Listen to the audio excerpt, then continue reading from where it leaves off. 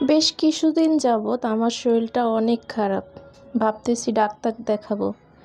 হাঁটতে গেলে কেমন যেন হাঁফিয়ে যাই, কাজ করতে ভালো লাগে না, ঠিক এরকম একটা আর কি।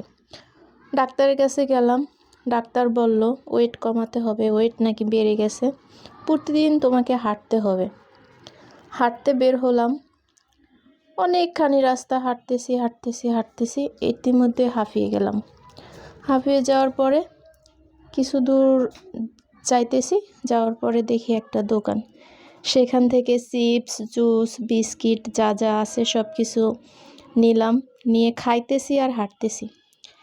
এক পর্যায়ে আমার এতটা আবার খারাপ লাগতেছে, এতটা হাঁফিয়ে গেছি, ওই যে হাঁপানোর জন্য যে ডাক্তার দেখাইছি ঠিক এরকম হাঁটলেই আমি শুধু হাঁফিয়ে যাই আর কি।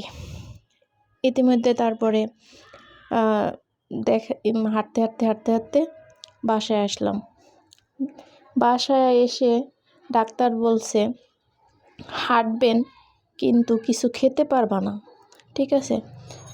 বাসায় এসে দেখি ভাত, ঠিক আছে। আর ওই ভাত দেখে এত ক্ষুধা আমার লাগছে যা বলার বাহিরে। ডাক্তার হাঁটতে বলছে, হাঁটছি, তাতে সমস্যা কি, কিন্তু 3 প্লেট ভাত খেয়ে নিলাম। হাঁটতে হাঁটতে এতটাই ক্ষুধা লাগছে। এখন ভাবতেছি ভাত খাওয়ার পরে আবার কেমন যেন শরীরটা খুবই ম্যাচম্যাচ করতেছে, খারাপ লাগতেছে। আবার ডাক্তারের কাছে যাব নাকি? ডাক্তারের কাছে গেলে কী লাভ হবে? বলে শুধু হাঁটো হাঁটো। আমি তো হাঁটি, কিন্তু খাবার যে আমাকে ছাড়ে না। আমার খাবার প্রচণ্ড ভালোবাসি, এবং কি বাসায় আসলে হাঁটার পরে সামনে কোনো দোকান পড়লে আপনার খাবার দেখলে আমার আর লোভ সামলায় না। কি করার, হাঁটতে আসি, খাইতে আসি।